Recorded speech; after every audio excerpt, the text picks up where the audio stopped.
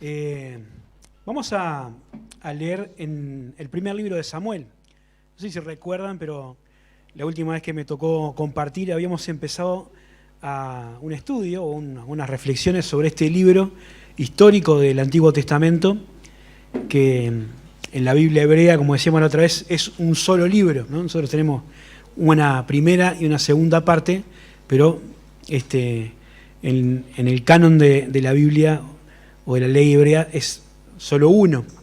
Y es un libro que cubre un periodo histórico de más o menos 140 años y que se cuenta a través de la vida de tres personas, ¿no? O de tres personajes, no sé. A veces decir personajes parece que fueran de fantasía, ¿no? De tres personas, que son Samuel, ¿no? Que le tocó ser el último de los jueces, ¿no? Un periodo bastante oscuro de la historia de Israel, y el primero de los profetas que hubo en Israel. Después, el primer rey, que fue Saúl, que nosotros dijimos el rey conforme al corazón del hombre, para diferenciarlo de David, que dice la Biblia que fue el rey conforme al corazón de Dios, ¿no?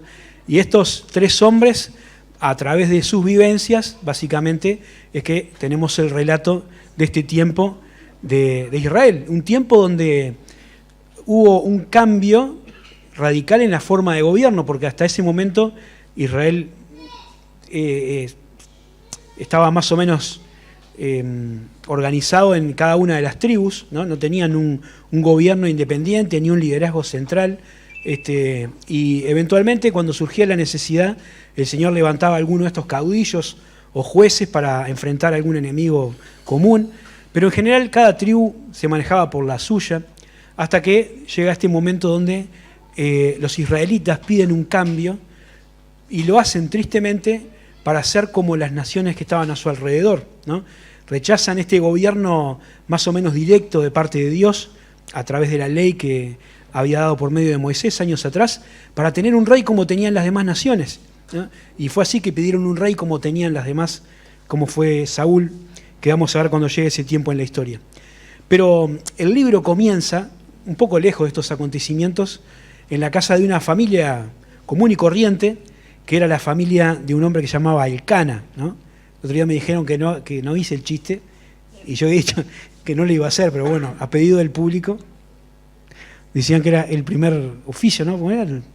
Que era policía, Elcana. Bueno, no me acuerdo bien cómo era el chiste. La cuestión es que este hombre tenía dos esposas, ¿no?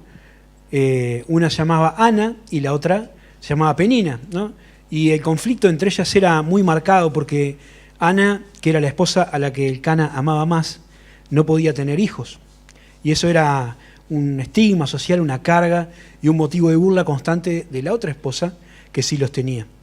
Así que Ana, con todo el dolor de su corazón, seguía adelante sirviendo al Señor. Y como esta familia era una familia devota y que cumplía con los mandamientos de la ley, subía todos los años a donde estaba el tabernáculo, a un lugar llamado Silo. Fue una vez esta mujer, Ana, y ahí en el templo derramó su corazón delante de Dios y empezó a orar fervientemente para pedirle a Dios que le concediera tener un hijo. Y le dijo a Dios, Ana, que si le daba un hijo varón, ella lo iba a dedicar para que sirviese a Dios todos los días de su vida. Y estuvo tanto tiempo orando y con tanta intensidad que Elí, que era el sacerdote, como la veía ahí por tanto rato moviendo los labios sin decir nada, la tomó por una borracha, dice la Biblia, por ebria, y la quiso echar del templo. Pero Ana entonces le explicó lo que estaba haciendo y por qué estaba orando. Y el sacerdote de Dios, Elí, le dijo, bueno, ve en paz, que el Dios de Israel escuche tu petición. Y efectivamente fue así. Poco tiempo después, Dios le manifestó su gracia a Ana. Ella concibió y dio a luz un hijo, y el capítulo 1 termina con esa escena tan conmovedora que relata ahí el libro, donde Ana vuelve a Silo, después de aquella vez que había orado, para dejar ahí a su niño. Si quieren lo leemos para retomar un poco la historia. Es el final del capítulo 1 en el versículo 22, ¿no? Subían todos los años, pero Ana dice que ese año que había tenido familia, no subió, sino que dijo a su marido, yo no subiré hasta que el niño sea destetado, para que lo lleve y sea presentado delante de Jehová y se quede allá para siempre. Y Elcana, su marido, le respondió, haz lo que bien te parezca, quédate hasta que lo destetes, solamente que cumpla Jehová su palabra. Y se quedó la mujer y crió a su hijo hasta que lo destetó. Y después que lo hubo destetado, lo llevó consigo con 3 becerros, un efa de harina, una vasija de vino, y lo trajo a la casa de Jehová en Silo. Y el niño era pequeño. Y matando el becerro trajeron el niño a Elí. Y ella dijo, oh Señor mío, vive tu alma, Señor mío, yo soy aquella mujer que estuvo aquí junto a ti, orando a Jehová. Por este niño oraba, y Jehová me dio lo que le pedí. Yo pues lo dedico también a Jehová, todos los días que viva será de Jehová, y adoró allí a Jehová, ¿no? En esa escena, o en ese momento, Ana cumplió con aquel voto que había hecho a Dios unos años antes, ¿no? Se calcula más o menos por el tiempo en que se dejaba de dar pecho, se destetaba a los niños, que Samuel tenía 3 años, ¿no? 3 años, cuando la madre lo llevó al templo para dejarlo ahí al cuidado de Elí. Acá tenemos unos niños ahí correteando, algunos ya tienen más de 3 años, pero los que son madres o los que somos padres también, podemos ponernos en la piel de esta mujer, después de haber anhelado tanto y orado tanto por un hijo, tener que dejarlo ahí cuando apenas era un bebé, ¿no? Dirían, no, mamá, es un bebé. Pero esta mujer cumplió a Jehová lo que prometió. Y es interesante y es importante pensar en esto, porque a veces nosotros podemos llegar a tomar este asunto de hacer compromisos con Dios a la ligera. No sé si es tan corriente o estamos tan habituados a eso, ¿no? De hacer promesas a Dios, pero a veces lo hacemos, ¿no? Quizás en algún momento especial de la vida, cuando le pedimos a Dios que nos ayude en algo, nos comprometemos a una determinada cosa, capaz que al final de algún campamento, de alguna conferencia o alguna reunión donde hay un mensaje muy elocuente, muy potente de la palabra de Dios, y ahí, conmovidos por la palabra, hacemos compromisos a Dios y decimos que vamos a cambiar, que vamos a hacer cosas, y después que pasa el momento, todo eso queda en la nada. Y no es algo bueno, ¿no? La Biblia nos enseña que los compromisos que hacemos delante de Dios, el Señor los toma en serio, y que es responsabilidad del que lo hace poder cumplirlos. En el libro de Eclesiastés, Salomón nos amonesta de esto, le dice que tenemos que tener cuidado, ¿no? Dice en el capítulo 5, versículo 1, cuando fueres a la casa de Dios, guarda tu pie y acércate más para oír que para ofrecer el sacrificio de los necios, porque no saben que hacen mal. No te des prisa con tu boca, ni tu corazón se apresure a proferir palabra delante de Dios, porque Dios está en el cielo y tú sobre la tierra. Por tanto, sean pocas tus palabras, ¿no? Y después dice más adelante, mejor es que no prometas y no que prometas y no cumplas, ¿no? Cuando a Dios haces promesa, no tardes en cumplirla, porque Él no se complace de los insensatos. Cumple lo que prometes. Y esto es importante, porque el espíritu de Salomón acá no es decir, entonces mejor no comprometernos con nada. Al contrario, lo que Salomón quiere es que seamos conscientes de que una promesa delante de Dios tiene que hacerse con sinceridad y con responsabilidad.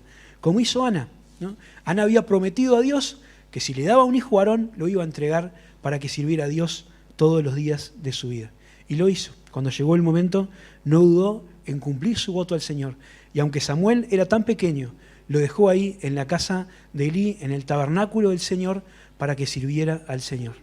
Y la vida de Samuel nos va a mostrar que esta promesa se cumplió, no solamente en la actitud de Ana, que dejó ahí a Samuel, sino que Samuel tuvo una vida de servicio honesto e íntegro delante de Dios, que también es digno de resaltar. Pero él termina el texto diciendo que Ana dejó al niño y adoró allí a Jehová.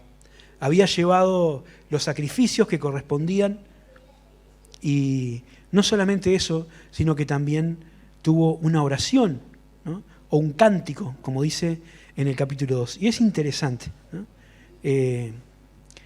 Les invito a leer ese texto y a tratar de sacar alguna reflexión para nosotros también en esta noche de esta oración o esta canción que Ana entonó en ese momento tan particular. Dice, y Ana oró y dijo, mi corazón se regocija en Jehová, mi poder se exalta en Jehová, mi boca se ensanchó sobre mis enemigos, por cuanto me alegré en tu salvación. No hay santo como tú, Jehová, porque no hay ninguno fuera de ti, y no hay refugio como el Dios nuestro. No multipliques palabras de grandeza y altanería, cesen las palabras arrogantes de vuestra boca, porque el Dios de todo saber es Jehová, y a él le toca pesar las acciones. Los arcos de los fuertes fueron quebrantados, y los débiles se ciñeron de poder. Los saciados se alquilaron por pan, y los hambrientos dejaron de tener hambre. Hasta la estéril ha dado a luz 7, y la que tenía muchos hijos languidece. Jehová mata, y él da vida. Él hace descender al Seol, y hace subir. Jehová empobrece, y él enriquece, abate y enaltece. Él levanta del polvo al pobre, y del muladar o del basurero exalta al menesteroso, para hacerle sentarse con príncipes y le dar un sitio de honor, porque de Jehová son las columnas de la tierra, y él afirmó sobre ellas el mundo. Él guarda los pies de sus santos, mas los impíos perecen en tinieblas, porque nadie será fuerte por su propia fuerza. Delante de Jehová serán quebrantados sus adversarios, y sobre ellos tronará desde los cielos. Jehová juzgará los confines de la tierra, dará poder a su rey, y exaltará el poderío de su ungido. Y Elcana se volvió a su casa en Ramá, y el niño ministraba a Jehová delante del sacerdote Elí. Yo quería considerar esta porción, esta canción con que Ana, alabó a Dios, ¿no? Y me vino el lapsus de María porque muchas de las cosas que María dice en su Magnificat, como se le llama al canto que ella hizo cuando se le anunció que iba a ser la mamá de Jesús, el Salvador del mundo, tienen un parecido muy importante con estas palabras que Ana canta acá en honor al Salvador, ¿no? Ambas se centran en la grandeza de Dios, en la soberanía de Dios y en esa cualidad que Dios tiene, que hace que bendecir y ayudar a aquellos que de repente no son tan conocidos o que son los humildes. Y Ana empieza ahí, alabando a Dios por ser una roca firme, un refugio fuerte, ¿no? Dice, no hay refugio como nuestro Dios. No hay refugio como nuestro Dios. Yo esta mañana, repasando todo esto, pensaba en todo lo que está pasando en nuestro mundo, a nuestro alrededor, ¿no? Uno puede mirar lo que pasa en el país, pero también si mira un poquito los diarios, algún informativo, y ve que en todo el mundo, en diferentes países, las mismas cosas están pasando, la misma preocupación, las mismas dificultades, países más ricos, más pobres, con mejores condiciones o peores, pero en todos lados el miedo, la incertidumbre, todo esto que está sacudiendo la economía y las diferentes empresas, a los gobiernos, ¿no? Todas estas cosas. No hay en qué confiar, ¿no? Los hombres están dando cuenta que no hay nada en que realmente puedan poner su esperanza, porque todo puede fallar, todo puede perder su valor, todo puede desaparecer de un día para el otro.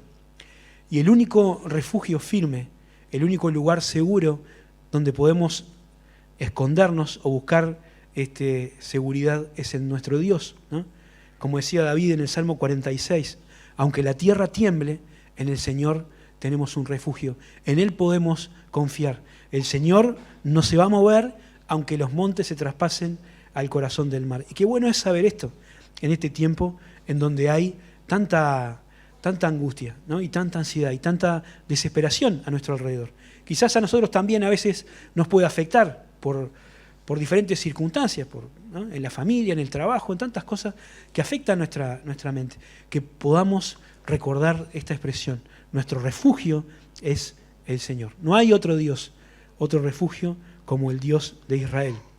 Aunque la tierra tiemble, decía David, tenemos en quién confiar. Pero también me gusta porque Ana alaba a Dios por su gracia, ¿no? Y Ana había tenido una experiencia particular, ¿no? Ella había padecido mucho por esto que le decía al principio, ¿no? Por su condición de esterilidad, por no tener familia. Estaba como un escalón abajo de otras mujeres en su tiempo. Era un problema muy serio para una mujer no poder dar a luz hijos, no poder dar hijos al padre, a la familia, ¿no? Era considerado como la consecuencia de algún pecado, como un castigo de Dios, y realmente era un peso que tenían que soportar muy grande, ¿no? Y en el caso de ella todavía era peor porque compartía la casa con otra mujer que encima de todo se burlaba. Así que ella tuvo que padecer mucho por esta situación, ¿no? Pero sin embargo el Señor se había acordado de ella, ¿no? Ana, cuando oró a Dios, no estuvo pidiendo que le pasara algo a los hijos de la otra mujer, ¿no? Que no le pidió un juicio, un castigo para nadie. Ella pedía al Señor que aliviara su propia carga, ¿no? Que se acordara de ella, que le concediera la gracia de tener un hijo. Y el Señor escuchó su oración. Hay una frase tremenda en el versículo 3 que dice: porque el Dios de todo saber es Jehová, y Él toca pesar las acciones, ¿no? A Él toca el pesar las acciones. Y qué importante es esto, hermanos, que cuando nosotros oramos a Dios, podamos tener la plena confianza de que Él es el Dios que todo lo sabe, ¿no? Sabemos bien que Dios es omnisciente, quizás lo hemos escuchado muchas veces, pero cuando oramos podemos tener esta confianza. El Señor conoce nuestra situación personalmente. Jesucristo decía que el Señor sabe cuántos son los cabellos de nuestra cabeza, conoce la situación que nos angustia, los problemas que tenemos, todas las cargas que estamos llevando. Y cuando oramos a Él, ¿no? La Biblia nos anima a que las dejemos delante de su trono, a que las verbalicemos, como se usa decir ahora, ¿no? Él las sabe, pero qué bueno es que nosotros, al orar por eso, tengamos claro que si las dejamos en sus manos, Él puede hacer algo al respecto, Él puede orar, ¿no? Y qué lindo es que Ana sabía que el Señor conocía su carga. Y Ana sabía que el Señor pesaba los corazones y que Él iba a hacer justicia en su momento, a su tiempo y a su manera, ¿no? Y ella dejó las cosas en sus manos. Y ahora podía ver cómo el Señor la había bendecido y había revertido aquella situación de penuria en la que se encontraba, ¿no? La estéril ha dado a luz a 7, ¿no? Y la que tenía hijos, dice, languidece. Es importante también esto, ¿no? Aprender a no intentar poner justicia por mano propia, por no pretender hacer nosotros el trabajo que le corresponde a Dios. Toda la Biblia nos anima a dejar estas cosas en manos del Señor. El juicio le corresponde a Él. La venganza es mía, dice el Señor. A nosotros se nos manda amar, ¿no? Al revés de lo que cualquiera podría pensar que hay que hacer.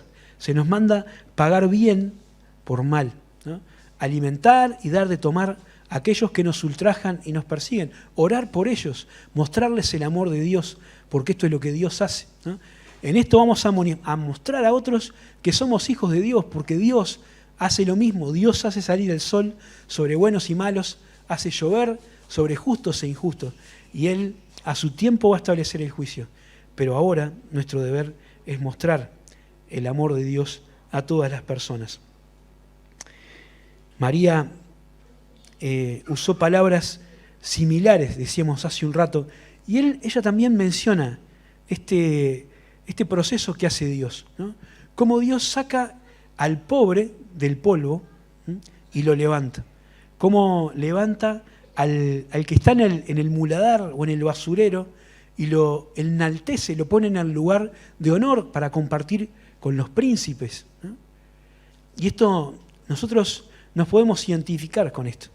Nos podemos identificar desde el punto de vista de nuestra salvación, porque cada uno de nosotros, cada uno de los seres humanos en realidad, está en esta condición de miseria espiritual. Dice la Biblia que nosotros, delante de Dios, no tenemos nada que ofrecer, ¿no? Somos pobres, estamos destituidos lejos de su presencia, expuestos a la condenación a causa de nuestro pecado. Pero Dios no nos dejó en esa condición, no nos dejó en la miseria, no nos dejó en el basurero, no nos dejó abandonados, sino que por medio del Señor Jesucristo, que nació en este mundo para morir en la cruz, como recordamos la semana pasada, abrió un camino para poder sacarnos de ese lugar y llevarnos a los lugares donde está Él. Sentarnos en los lugares celestiales a la derecha de Dios, ¿no? Sacarnos del pozo de la desesperación, como dice David en el Salmo 40, ponernos sobre la roca y darnos un cántico de alabanza. Y qué bendición, cada uno de los que hemos creído en Jesús como Salvador personal, podemos tener esta experiencia y decir, yo estaba abandonado, estaba como un miserable, como un indigente, pero el Señor me rescató. No para darme una limosna, sino para ponerme en el lugar de los príncipes, ¿no? Pienso en el hijo pródigo, ¿no? Esa parábola tan conocida que contó el Señor. La experiencia del hijo pródigo es la experiencia de cada uno de nosotros. Nuestras decisiones, nuestra rebeldía nos alejó de Dios, nos terminó llevando a un lugar donde anhelábamos comer la comida de los cerdos en el chiquero, pero en la casa del Padre somos recibidos. Hay restauración, hay limpieza y hay una recepción de nuevo en el lugar de honor donde el Señor nos ha colocado. Qué lindo también es pensar que esta obra el Señor la sigue haciendo en el día de hoy. Capaz que alguien está mirando este video y todavía no ha tenido un encuentro con el Salvador. Yo quiero decirle, porque la Biblia lo dice, que estás en esta condición triste de miseria espiritual, que estás expuesto a la condenación eterna, pero que hoy el Señor está extendiendo su mano para sacarte del basurero y ponerte en el lugar de los príncipes. Todos los que estamos en la iglesia estábamos ahí. Ninguno de nosotros se puede jactar de nada, porque todo lo que tenemos, lo que somos, lo que hacemos, es una obra de la gracia de Dios.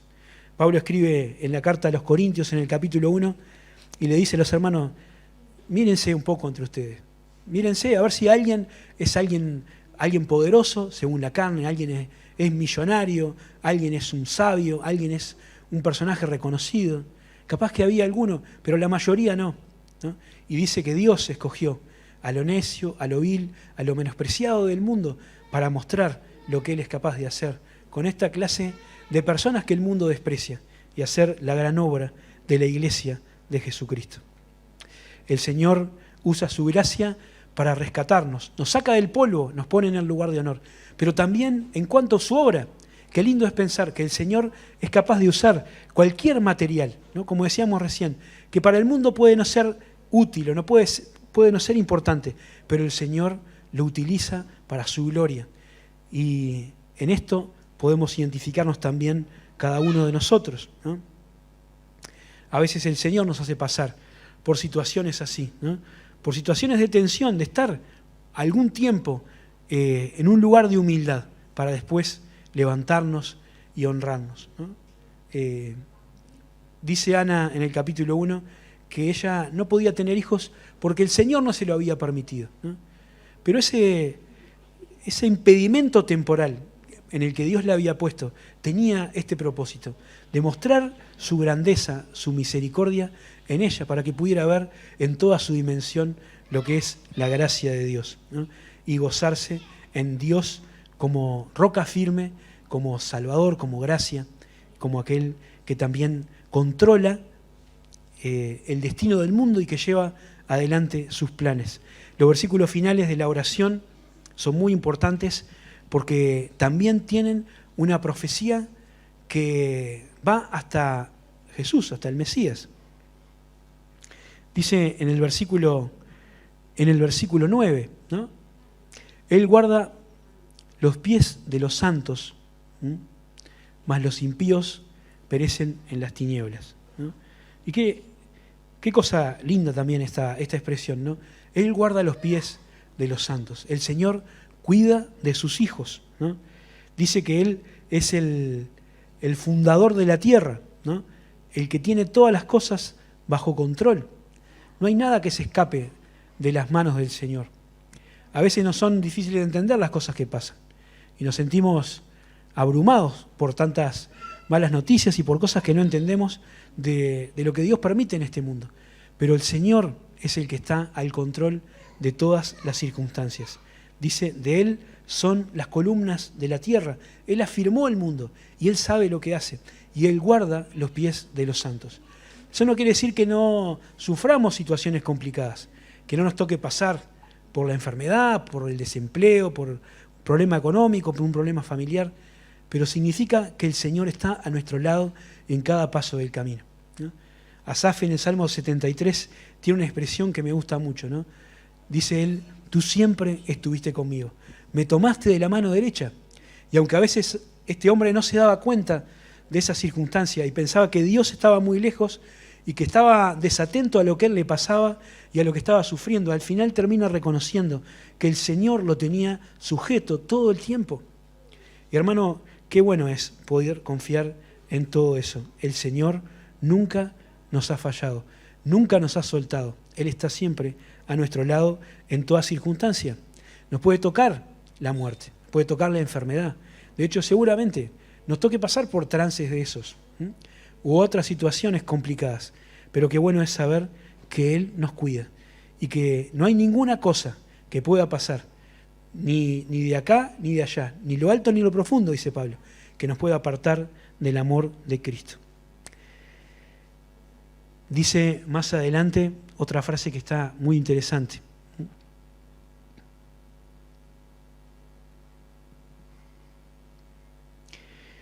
Dice, nadie será fuerte por su propia fuerza. No anoté el versículo, ahora no lo encuentro, pero 9. Ahí está. Gracias. Porque nadie será fuerte por su propia fuerza, ¿no? Y esto también nos hace pensar en la dependencia que tenemos que tener de Dios, ¿no? La Biblia nos anima a eso también, ¿no? A veces pasamos por angustia y por incertidumbre y por ansiedad porque no somos capaces de dejar delante del Señor esas cargas que el sistema trata de poner sobre nosotros, ¿no? Y Pablo dice en Filipenses capítulo 6 que la oración, ¿no?, es un recurso fundamental para poder sanear nuestra alma de todas estas cosas que la van cargando, que la van llenando de preocupación y de ansiedad, ¿no? Y de esa manera, dice, hay una paz que sobrepasa todo entendimiento, que guardará nuestros corazones y nuestros pensamientos en Cristo Jesús. Y termina Ana exaltando a Dios otra vez, hablando de su poder y hablando del futuro. Dice en el versículo 10, dice sobre ellos, sobre los adversarios, tronará desde los cielos. Jehová juzgará los confines de la tierra. Dios dará poder a su rey y exaltará el poderío de su ungido, ¿no? Y estas palabras están apuntando hacia el Mesías. Dicen los estudiosos de la Biblia que esta es la primera vez que se usa la expresión ungido en la Biblia, ¿no? O es la misma palabra que se usa para Mesías o para Cristo en los diferentes idiomas de la Escritura, en el griego y en el hebreo, ¿no? Pero Ana estaba pensando en algo que Dios iba a hacer en el futuro, que iba a traer un rey que iba a gobernar con justicia y que iba a gobernar para siempre sobre todos los enemigos. Cuando Ana dijo esto, no había rey en Israel. Y ni siquiera habían pensado todavía en esa idea peregrina que se les ocurrió después, ¿no?, de tener un rey como las demás naciones. Pero Ana ya lo estaba orando Cristo y estaba viendo que Dios iba a cumplir, ¿no?, con eso de gobernar sobre sus enemigos y darle paz a su pueblo, ¿no? Y desde ese tiempo en adelante, el pueblo de Israel siempre estuvo esperando esa promesa del Mesías, ¿no? Nosotros también esperamos al Salvador. No como ellos lo esperaban para establecer un reino terrenal, ¿no? Nosotros estamos esperando que el Señor Jesucristo regrese. Estos días estuvimos pensando en la Semana de la Pasión, ¿no?, y estuvimos recordando cada día de la semana los pasos de Jesucristo desde que entró en Jerusalén el domingo de Ramos, cuando la multitud le exaltó, hasta que terminó pidiendo su condena a muerte y fuera colgado en el madero. Pensamos en su sepultura, pensamos el domingo en que se levantó de la muerte y que ascendió al cielo. Ahora esperamos que regrese un rey. Y esa esperanza también nos trae paz, nos trae seguridad y nos alienta para seguir adelante en el camino. Había un himno, hay una canción que me acordaba cuando estaba pensando en estas cosas, que voy a leer las dos últimas estrofas del himno 112, ¿no? Que habla de la vida, ¿no? De las cuestiones de caminar por este mundo. El himno se llama Si paz cual un río. Pero el que escribe el himno termina diciendo que viva por Cristo y solo por Él, y si yo muriese, bien sé que no temeré, porque Cristo es fiel y mi alma en su paz guardará. Mas no es la muerte que espero, Señor. La tumba mi meta no es. Tu pronta venida en tu tierno amor, esperando mi alma hoy está. Y esto resume un poco la idea, ¿no? Si tenemos que pasar por la muerte, la enfrentaremos con la calma y la tranquilidad que Dios nos da, porque sabemos que estamos en sus manos. Pero no es lo que esperamos. Esperamos al Salvador. Y quiera el Señor que pronto sea el día en que podamos juntarnos como iglesia, como pueblo, para encontrarlos con el Señor en el aire, como dice la Escritura, y estar para siempre con el Señor. Que Dios bendiga su palabra.